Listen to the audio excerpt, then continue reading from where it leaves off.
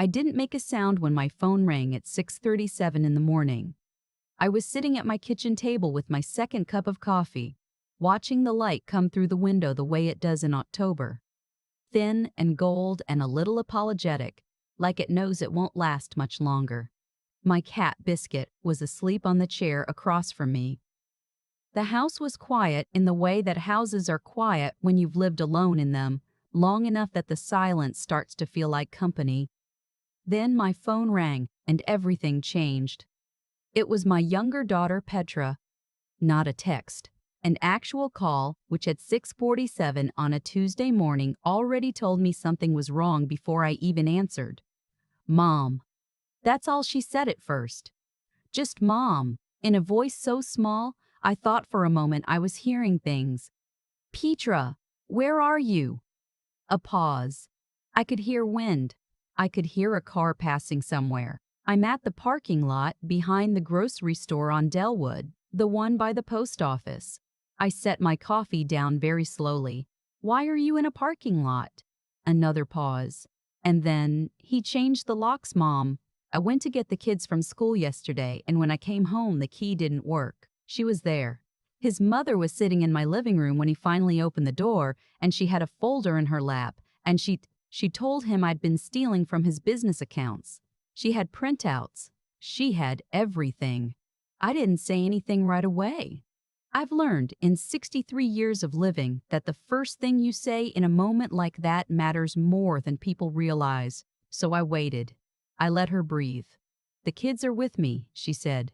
I have Jonah and I have Gracie, and I have 2 bags I packed at midnight when she finally left, and he told me I should stay somewhere else while he figured things out. Mom, I don't have anywhere to go. Yes, you do, I said. You have me. Don't move. I'm coming. I've known my son-in-law since he was 26 years old. He came to my daughter's college graduation party in a borrowed blazer and too much aftershave and spent the whole evening asking me about the restaurant business because he'd heard I used to run one. He was earnest and a little nervous, and I liked him immediately. I told Petra afterward that he seemed like someone who was still figuring out who he wanted to be, and she said, "That's exactly why I like him, Mom. He's not pretending." They married 4 years later. He started a small commercial cleaning company. Petra handled the bookkeeping, the invoicing, the scheduling. She built the back end of that business herself, spreadsheet by spreadsheet, working from the kitchen table after the kids went to bed. Within 3 years, what had been 1 man and a van became 14 employees and a fleet of vehicles. His mother, Rosalind, had never worked a day in her life that wasn't somehow connected to the performance of being important. She had opinions about everything and the confidence to share them with people who hadn't asked. When they bought their house, Rosalind told them which neighborhood was acceptable. When they decorated, she arrived with magazine pages torn out to show them what she felt was tasteful. When Gracie was born, she spent 40 minutes in the hospital room, explaining to Petra what her own postpartum recovery should look like. I had watched all of this quietly for years. I am not a woman who inserts herself where she's not invited. But I kept a file, you might say, not on paper, in my memory, the way you do when you know that someday you might need to understand exactly what kind of person you're dealing with. When I pulled into that parking lot, I saw Petra's car immediately.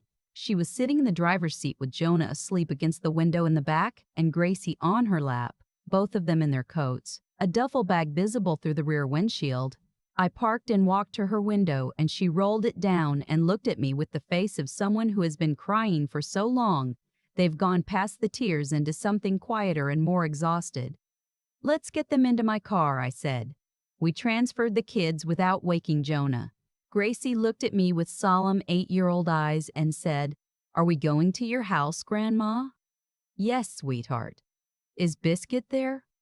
"Biscuit is absolutely there." She nodded, satisfied, and climbed in.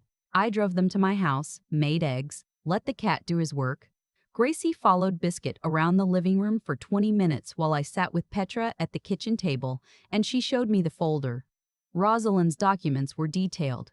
There were screenshots of wire transfers, account statements. A signed letter from a financial consultant whose name I didn't recognize. The story they told, taken at face value, was that over 18 months, someone with access to the business accounts had moved roughly $40,000 into a personal account in Petra's name. That account is real, Petra said. She opened it. Mom, I don't know how she did it, but that account has my name and my social security number on it, and I have never touched it. I didn't even know it existed until last night. I looked at the papers for a long time. How long have you known about this? I asked her. Before last night. Had you seen any of this before? She shook her head. Nothing. The first I knew of any of it was when she spread it all out on my coffee table. I didn't say what I was already beginning to think. I folded the papers carefully and put them back in the folder and handed it to her. Leave this with me, I said. Here is what Rosalind did not know about me. For 30 years, I ran a restaurant. Before that, I was a bookkeeper for a commercial real estate firm for 11 years. When I left that firm, I had built relationships with half the property attorneys and financial compliance people in a 4-county area. I had helped untangle 3 separate cases of internal embezzlement and testified twice as a financial witness in civil proceedings. I knew what manufactured paper trails looked like. I had seen them before, and one of my closest friends from those years, a woman named Odette, who was the sharpest CPA I had ever met and who had spent the last decade doing forensic accounting for a law firm in the city, owed me a favor I had never called in. I called it in the next morning. I didn't tell Petra. She had enough to carry. I told her to rest, to let the kids settle, to eat something. I told her the kids could miss a few days of school. I told her that nothing needed to be decided immediately. Then I drove to Odette's office with the folder. Odette looked at the documents the way a doctor looks at an X-ray. Not with alarm, but with professional attention, turning things slightly, making small sounds. This account, she said, pointing. When was it opened? According to the statement, 14 months ago. And your daughter, is she on file as the authorized user? Does she have a debit card? Security questions? Any login history? She says she's never touched it. Odette tapped the page. Then we ask for the origination records, IP addresses, the device used to set up the account, the verification method used to register the social security number. She looked at me over her glasses. Someone opened this account and it wasn't your daughter. Paper trails can be made to look like anything. Digital trails are considerably harder to fake. She made some calls. I drove home. While I waited, my son-in-law called twice. I didn't answer. Petra saw me not answer and didn't say anything, which told me she was beginning to understand that I had a direction. Rosalind called once. I answered that one. I think we should speak, she said in her particular voice, the one she used when she wanted to sound reasonable while communicating that she was in charge. I agree, I said. I'm sorry it's come to this. Truly. But the evidence, I said, will be examined by people who know what they're looking at. I'd encourage you to have the same done on your end. It may save some time. A pause. Barely a beat. But I caught it. I'm not sure what you mean. I think you are, I said. I'll be in touch. I hung up. Gracie came in from the living room holding Biscuit like a sack of flour, the way small children carry cats who have resigned themselves to the situation. Grandma, can I give Biscuit a treat? Cabinet to the left of the stove, I said. The green bag. Just one. Odette called me back 4 days later. The account had been opened online. The IP address traced to a Wi-Fi network registered to a property on Harcourt Lane, which was, as it turned out, the address of the vacation home owned by Rosalind and her second husband. The device used was a tablet. The identity verification had been completed using a copy of Petra's social security card, which had at some point, and Petra confirmed this, been kept in a file in the home office that Rosalind had access to during a visit 2 years prior when she had stayed with them for 10 days. The wire transfers had been initiated from that same account, using login credentials that had never been accessed from any device Petra owned. This is clean, Odette told me. Clear origination, clear device fingerprint. Your daughter didn't do this. I sat with that for a moment. Will it hold in court? It'll hold in a civil proceeding. Combined with the origination records, yes. And there may be criminal exposure depending on how far they want to take it. Identity fraud isn't small. I thanked her. I sat in my car in the parking lot outside her office for a few minutes with my hands in my lap. I wasn't angry. I want to be clear about that, because people always expect anger in these situations, and I understand why. But what I actually felt was something quieter. A kind of settled certainty. The feeling you get when a thing you suspected turns out to be exactly what you thought, and now you can stop wondering and start moving. I did not call my son-in-law first. I called his business attorney. His name was Fielding, a man I had met twice at company events and who had once told me, at a holiday party, that he'd inherited most of his commercial real estate clients from his mentor, who had trained under a partner at the firm I worked at 30 years ago. I had remembered that. I remember most things. I told Fielding I had documentation relevant to a financial fraud case involving his client's business. I told him I was prepared to share it and that I thought he'd want to see it before anyone else made any decisions. He called me back within 2 hours. We met the following afternoon. I brought Odette. Fielding brought a colleague. We sat across a conference table and I watched his face as Odette walked him through the origination records, the IP trace, the device fingerprint, the timeline. His face did the thing that faces do when someone is recalibrating everything they thought they understood about a situation. When Odette finished, the room was quiet for a moment. The account was set up from Rosalind's vacation property, Fielding said. It wasn't a question. Correct, Odette said, and the identity verification was completed using a physical document. That was in Petra's home office, which Rosalind had access to. Another silence. I need to make some calls, Fielding said. Of course, I said. Take your time. Petra found out what I'd been doing on a Thursday evening, about 10 days after she'd come to stay with me. She came into the kitchen while I was cooking and she had that look people get when they've been piecing things together and have finally arrived at the full picture. You've been working on something, she said. I have. What did you find? I turned the heat down on the stove and sat across from her and told her everything. I watched her face move through several things. Disbelief, relief, something that looked like grief, which I hadn't expected, but maybe should have. Because the grief I realized wasn't about the fraud. It was about what the fraud meant.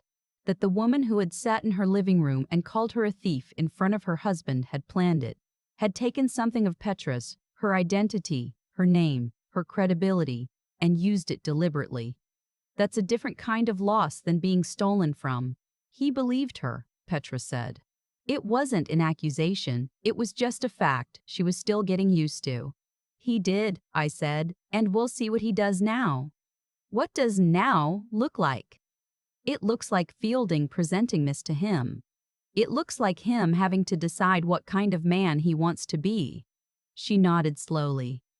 She was quiet for a while. Mom, she said, how did you know what to do? I got up and turned the heat back on. I've been paying attention for a long time, I said. That's all. Sometimes that's enough. My son-in-law called me the following evening. He asked if he could come over. I said yes. He sat at the same kitchen table where Petra and I had had every difficult conversation of the past 2 weeks, and he looked like a man who hadn't slept and had spent the time he wasn't sleeping thinking about every decision he'd made in recent months and understanding, one by one, where each one had gone wrong. He didn't make excuses. That surprised me, and it mattered to me. I believed something I wanted to believe, he said. Because if it was true, it meant, I don't know what it meant. Maybe it meant something was wrong that I'd been trying not to see for a long time. About her? About me? I don't know. He rubbed his hand across his face. I should have asked Petra. I should have asked her first, before anything. Yes, I said, you should have. He looked at me. Is she here? She's upstairs. Does she want to see me? I said carefully, that she needs to hear what you just said to me. Whether what happens after that is something you two work out together, that's not mine to decide, but she needs to hear it. He nodded. I went to the bottom of the stairs and called up, and a few minutes later Petra came down in her socks and her old cardigan, and she stopped at the bottom of the stairs and looked at him and he looked at her, and I went into the other room. I sat with Biscuit on the armchair and I didn't listen. That part wasn't mine. Rosalind did not take the news calmly. According to Fielding, she hired her own attorney and spent approximately 3 weeks insisting that the documentation had been manipulated, that Odette's methodology was flawed, that there was a conspiracy she intended to expose. None of those claims went anywhere. The origination records were third-party verified. The device fingerprint was independently confirmed. She did not go to criminal court. Fielding negotiated a civil resolution. Rosalind, through a legal entity she controlled, repaid the $40,000 to the business accounts with interest. There was a signed agreement. There were conditions I'm not at liberty to discuss because they weren't my terms to set, but I know what they were, and they were sufficient. What I can tell you is that she no longer calls my daughter's house. She is no longer invited to holidays. My son-in-law, to his credit, made that clear himself without being asked. Petra and her husband are still working on things. That's the honest answer. Marriage is not a lock that clicks back open just because you find the right key. There's rust. There's the memory of the door being shut. They're in counseling. They have good days and harder days. Jonah asked me once, during one of his sleepovers at my house, whether his mom and dad were gonna be okay. And I told him the truth, which is that I believed they were trying very hard, and that trying very hard matters. He seemed to accept that. Kids usually do when they can tell you mean it. Grace, she still carries Biscuit around like a sack of flour every time she visits. Biscuit still permits it. Some things stay the same. I want to say one thing, and then I'm done. People ask me sometimes, friends, my older daughter, once even Odette, who really should know better. They ask me how I stayed so calm through all of it, how I didn't confront Rosalind directly, how I didn't call my son-in-law the day Petra showed up in that parking lot and tell him exactly what I thought of him, how I went 10 days doing quiet work without telling Petra what I was doing. The answer is boring, honestly. I stayed calm because calm was useful. I didn't confront Rosalind because confronting her would have told her what I knew and given her time to cover her tracks. I didn't call my son-in-law because he was the wrong call to make first. Fielding was the right one, and I knew that. And I didn't tell Petra because she had enough to hold. Adding my process to her plate wouldn't have helped her. It would have helped me feel like I was doing something. And that's not the same thing. I'm 63 years old. I buried a husband. I've run a business. I've raised 2 daughters mostly on my own after their father died. I've testified in court. I've sat across from people who were lying and waited for them to finish. None of that makes me exceptional. It just means I have some practice at understanding that the most important thing you can do in a crisis is figure out what is actually useful and do only that. Not what feels good, not what makes a point, not what gives you a sense of power over a situation. What is useful? Finding Petra in that parking lot was useful. Calling Odette was useful. Letting my son-in-law sit at my kitchen table and say his piece was useful. Staying quiet when Rosalind called was useful. Everything else was just noise, and the world already has enough of that.